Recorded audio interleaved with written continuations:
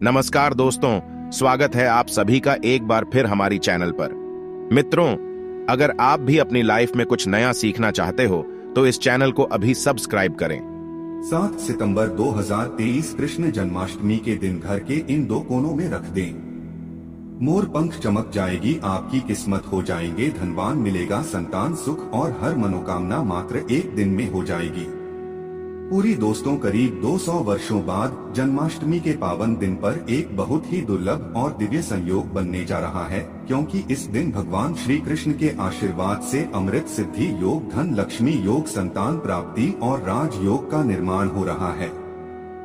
और ऐसे में यदि आप इस दिन गुरु जी द्वारा बताए गए इन उपायों से घर के कोनों में मोरपंख रख देते हैं तो आपकी कैसी भी परेशानी हो, चाहे वह धन की इच्छा हो या संतान प्राप्ति की या अच्छे स्वास्थ्य की, हर मनोकामना आपकी मात्र एक आसान से उपाय से पूरी हो जाएगी। आखिर क्या है यह उपाय जो कि इतना प्रभावशाली है, आज हम आपको विस्तार से बताएंगे। इसलिए दोस्तों, वीडियो को आखिर तक जरूर देखें। और अगर आप भी भगवान श्री कृष्ण जी की कृपा अपने जीवन में पाना चाहते हैं तो इस वीडियो को लाइक कर लें, चैनल को सब्सक्राइब कर लें और कमेंट में जय श्री कृष्णा राधे राधे लिखना ना भूलें। दोस्तों, जन्माष्टमी का पर्व भगवान श्री कृष्ण जी के जन्मोत्सव के रूप में मनाया जाता है। भगवान कृष्ण जी का जन्म भादो मास के कृष्ण पक्ष की अष्टमी तिथि को रोहिणी नक्षत्र में हुआ था और उनके जन्म के दिन को आज भी काफी धूमधाम से मनाया जाता है। जन्माष्टमी के दिन भगवान कृष्ण की आधी रात यानी 12 बजे पूजा की जाती है और घंटे घड़ियाल बजाकर उनके जन्म की खुशियाँ बांटी जाती है। ऐसी मान्यता है कि भगवान विष्णु जी ने धर्म की स्थापना करने के लिए श्री कृष्ण जी के रूप में जन्म लिया था। इस दिन व्रत धारण कर श्री कृष्ण जी का स्मरण करना अत्यंत ही फलदायी होता है। शास्त्रों में जन्माष्टमी के व्रत को व्रत राज कहा गया है। भविष्य पुराण में इस व्रत के संदर्भ में उल्लेख है कि जिस घर में यह व्रत किया जाता है वहां अकाल मृत्यु, गर्भपात, दुर्भाग्य तथा कला नहीं होती है। जो एक बार भी इस व्रत को करता है वह संसार के सभी सुखों का भोग कर विष्णु लोक में निवास करता है। चलिए दोस्तों, जानते हैं कि साल 2013 में जन्माष्टमी का पर्व मनाया जाएगा। तो आपको बता दें कि जन्माष्टमी कृष्ण पक्ष की अष्टमी तिथि इस बार 6 सितंबर को पड़ रहा है। यह कृष्ण का 5250वीं जन्माष्टमी होगी। ऐसे में यह 6 सितंबर को दोपहर 3:37 से शुरू होगा और 7 सितंबर को शाम 4 बजे कर 14 मिनट तक रहेगा। इस दिन सुबह 9:20 से रोहिणी नक्षत्र शुरू होगा। ऐसे में गृहस्थ सितंबर और वैष्णव संप्रदाय के लोग 7 सितंबर को इस त्योहार को मनाएंगे। जन्माष्टमी के लिए इस बार शुभ मुहूर्त 46 मिनट का है, जो 12:02 से 12:48 तक रहेगा। ऐसे में इस दिन रोहिणी नक्षत्र का संयोग भी बन रहा है। ऐसे में इस दुर्लभ संयोग में जन्माष्टमी की पूजा करने से 3 जन्मों के पापों से मुक्ति मिलेगी। वहीं अगर किसी की आत्मा प्रेत योनि में भटक रही है तो उनके नाम से की गई पूजा उनकी आत्मा को मुक्ति प्रदान करेगी। इस दिन का व्रत निसंतान को भी संतान का सुख देने वाला होगा। ऐसे में इस बार जन्माष्टमी का व्रत करना ना भूलें। साथ ही जो इस व्रत को शुरू करना चाहते हैं उस बार उनके लिए सबसे अच्छा मौका है भगवान श्री कृष्ण की कृपा पाने का। ऐसे में वह भी इस बार व्रत को शुरू कर सकते हैं। चलिए दोस्तों, अब बात करते हैं मोरपंख के उपायों के बारे में। दोस्तों, मोरपंख घर में शांति और सुख समृद्धि के लिए बहुत ही उपयोगी वस्तु है। से शास्त्रों में एक प्रकार का यंत्र ही कहा गया है जो धन संपत्ति को आकर्षित करता है।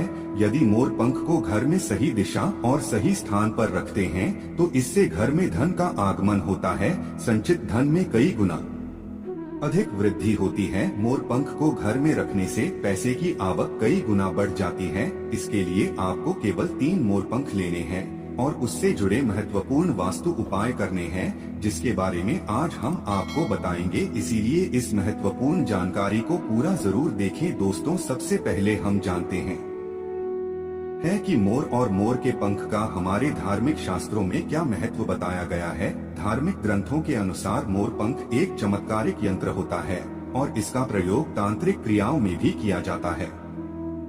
प्राचीन युग से ही मोर पंख को तांत्रिक साधना में महत्वपूर्ण माना गया है। साथ ही ज्योतिष शास्त्र में भी मोरपंख को बहुत ही महत्व दिया गया है। इसके साथ ही पुराणों में भी मोरपंख से जुड़े उपायों का वर्णन मिलता है। आयुर्वेद में भी मोरपंख के बारे में बताया गया है कि किस प्रकार से मोरपंख घर से रोग तथा बीमारियों को दूर रखता है। यदि घर में कोई व्यक्ति बीमार है तो मोर पंख का प्रयोग करके उसे स्वस्थ बनाया जा सकता है। मोर से जुड़ी पुराणों में कई कथाएं लिखी हुई है। पक्षी शास्त्र में मोर से जुड़ी एक कथा का वर्णन मिलता है। प्राचीन युग में संध्या नाम का एक असुर हुआ करता था। वह बहुत ही शक्तिशाली और बड़ा तपस्वी था। गुरु शुक्राचार्य विद्या प्राप्त करके संध्या नाम का अशुभ देवताओं को अपना शत्रु मानने लगा था। उसने ब्रह्मदेव और भगवान शिव से वरदान प्राप्त किया और बहुत अधिक शक्तिशाली बन गया। उसके बाद उसने स्वर्ग पर आक्रमण किया और कई देवताओं को बंदी बना लिया। लेकिन कुछ असुर को पराजित करने के लिए देवताओं ने एक योजना बनाई और उसके लिए उन्होंने मोर की सहायता ली। सभी देवता और नवग्रह मोर के पंखों में विराजित हो गए, जिससे मोर बहुत ही अधिक शक्तिशाली बन गया और विशालकाय रूप धारण करके उस मोर ने संध्या असुर पर आक्रमण कर दिया। इस युद्ध में संध्या असुर का वध हो गया और देवताओं को उनका आधिपत्य फिर से प्राप्त हुआ। सभी देवताओं ने मोर की प्रशंसा की और उसे भी पूजनीय होने का वरदान दे दिया। तभी से मोर को बहुत ही पवित्र माना जाता है। जिस स्थान पर भी मोर पंख होता है वहाँ पर 9 ग्रहों का अशुभ प्रभाव नहीं पड़ता है। दोस्तों, केवल और ऋषि मुनि और देवता ही नहीं बल्कि भगवान श्री कृष्ण भी मोर की प्रशंसा करते हैं। भगवान श्री कृष्ण ने मोर की श्रेष्ठता का वर्णन किया है और उन्होंने मोर के पंख को अपने मुकुट में धारण करके मोर के श्रेष्ठ होने का प्रमाण भी दिया है। मोर पंख के बिना भगवान कृष्ण कहीं पर भी नहीं जाते हैं। श्री कृष्ण कहते हैं, मोर शांति और प्रेम का प्रतीक है। मोर सुख समृद्धि का भी प्रतीक है। मोर का पंख मनुष्य की हर प्रकार की नकारात्मक शक्ति से रक्षा करता है। केवल हिंदू धर्म में ही नहीं बल्कि दुनिया के सभी धर्मों में मोर को विशेष महत्व दिया गया है। प्राचीन लोग मोर पंख की अद्भुत शक्ति के बारे में जानते थे, इसीलिए सभी धर्मों के ग्रंथों में मोर को महत्वपूर्ण स्थान दिया गया है। हिंदू धर्म में मोर को धन की देवी माँ लक्ष्मी, विद्या की देवी सरस्वती, भगवान श्री गणेश, हनुमान जी तथा कार्तिकेय जी से भी जोड़कर देखा जाता है। माँ लक्ष्मी को सुख समृद्धि और संपन्नता की देवी माना जाता है। मोर पंख का प्रयोग करके माँ लक्ष्मी को प्रसन्न किया जा सकता है और सुख संपदा को प्राप्त किया जा सकता है। यदि मोर पंख के साथ आप अपने घर में बांसुरी रखते हैं तो इससे परिवार में प्रेम और सौहार्द बना रहता है। दोस्तों, हमारा घर एक मंदिर की तरह होता है। अगर इसमें रहने वाले सदस्य रोज आपस में झगड़ा करने लगे तो यह मंदिर कम, युद्ध का मैदान अधिक लगने लगता है। घर में क्लेश और झगड़े होने के कई कारण हो सकते हैं, लेकिन सबसे बड़ा कारण होता है घर में नकारात्मक ऊर्जा का प्रवेश करना। लेकिन हमारे घर में यह नकारात्मक ऊर्जा आखिर कहां से प्रवेश करती है और इस नकारात्मक ऊर्जा को दूर करने के लिए कौन से उपाय करने चाहिए? वास्तु शास्त्र के अनुसार प्रत्येक घर में नकारात्मक ऊर्जा फैलाने वाली चीजें मौजूद होती है। इन वस्तुओं के बिना हमारा घर चल नहीं पाता है। इन वस्तुओं को तो हम घर से बाहर नहीं निकाल सकते हैं, लेकिन उस नकारात्मक ऊर्जा को अवश्य बाहर निकाल सकते हैं। इसके लिए हमें मोर पंख का प्रयोग करना चाहिए। इसके लिए मोर के पंखों को आप अपने घर पर खूब जोर जोर से हवा में हिलाएं। इससे आपके घर की जितनी भी नकारात्मक ऊर्जा है वह आपके घर से बाहर हो जाएगी। यदि रोज सुबह पूजा के बाद आप ऐसा करते हैं तो आपके घर की सारी नकारात्मक ऊर्जा घर से बाहर चली जाएगी और आपके घर में सुख शांति बनी रहेगी।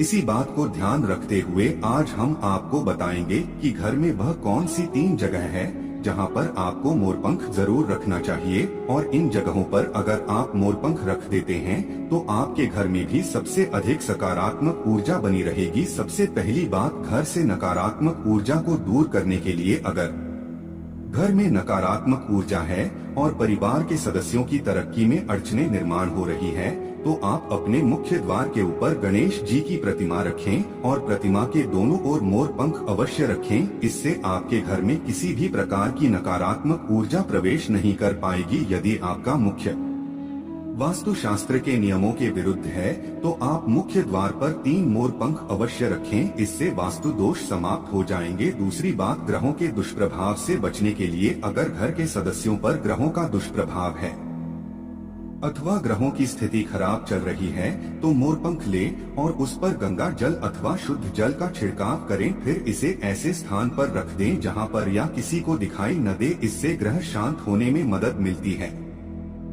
तीसरी बात, बुरी नजर से बचने के लिए अगर घर के किसी सदस्य अथवा बालक को बुरी नजर लगी है या उस पर किसी की बुरी नजर का प्रभाव पड़ा है तो सोते समय उस व्यक्ति के तकिए के नीचे मोरपंख रखें और दूसरे दिन इसे किसी बहते जल में अथवा कुएं में डाल दें, इससे बुरी नजर उतर जाती है। चौथी बात, पढ़ाई में मन नहीं लगता है।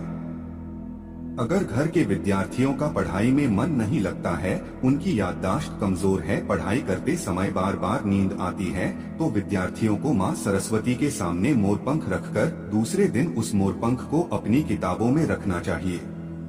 से विद्यार्थियों में एकाग्रता बढ़ेगी और मां सरस्वती की कृपा बनी रहेगी। 5 उपाय, दोस्त, शत्रु से छुटकारा पाने के लिए अगर कोई शत्रु जानबूझकर आपको परेशान कर रहा है और बार बार आपको नुकसान पहुंचाने का प्रयास करता है तो मंगलवार के दिन हनुमान जी के मस्तक का सिंदूर मोरपंख पर लगाएं और वह के समय बिना नहाए ही इसे बहते हुए जल प्रवाह में अथवा कुएं में डाल दें, इससे शत्रु से छुटकारा मिलता है। छठी बार, मनवांछित फल प्राप्ति के लिए अगर मन की कोई इच्छा अधूरी है, कई दिनों तक कोशिश करने के पश्चात भी मनवांछित फल प्राप्त नहीं होता है, कार्यों में बार बार रुकावट आ रही है, तो आप राधा कृष्ण के मंदिर में जाकर भगवान श्री कृष्ण को मोरपंख चढ़ाएं अथवा घर में ही श्री कृष्ण की मूर्ति पर मोरपंख लगाएं और अपनी इच्छा उनके सामने प्रकट करें। साथ भी यह बात, अगर पति पत्नी के बीच तनाव हो, अगर घर के अंदर क्लेश है, पति पत्नी के बीच बार बार झगड़े होते हैं, आपसी प्रेम कम होने लगा है,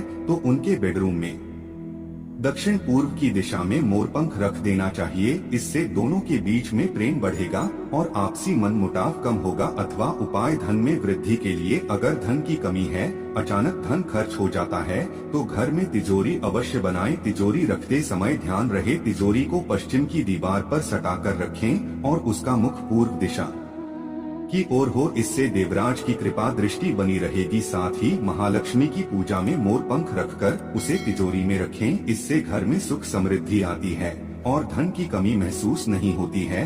यदि धन की समस्या आ रही है तो घर के अग्निकोण में अर्थात दक्षिण पूर्व दिशा में अपनी कमर से ऊपर कंधे की ऊंचाई पर 2 मोरपंख शुक्ल पक्ष में लगाएं, जल्दी ही धन प्राप्ति के नए अवसर प्राप्त होने लगेंगे। 9वां उपाय, आप किसी भी शुभ दिन मोर का पंख लेकर घर के किसी ऐसे स्थान पर रखें जहां पर आने जाने वाले लोगों की नजर सबसे ज्यादा पड़ती है। असल में मोर का पंख नकारात्मक ऊर्जा को अवशोषित करता है, इसलिए आपको इसको ऐसे स्थान पर लगाना चाहिए जहां ये सभी को नजर आए। मोर के पंख का यह उपाय न सिर्फ आपको बल्कि आपके घर के सदस्यों के जीवन में भी सुख और समृद्धि जरूर लेकर आएगा। तो दोस्तों, इस प्रकार से मोर पंख का प्रयोग करके आप अपने जीवन में सुख समृद्धि ला सकते हैं। दोस्तों, अगर आपको ये जानकारी अच्छी लगी तो वीडियो को लाइक और चैनल को सब्सक्राइब करना ना भूलें। फिर मिलते हैं कुछ नई जानकारी के साथ, तब तक के लिए हर हर महादेव।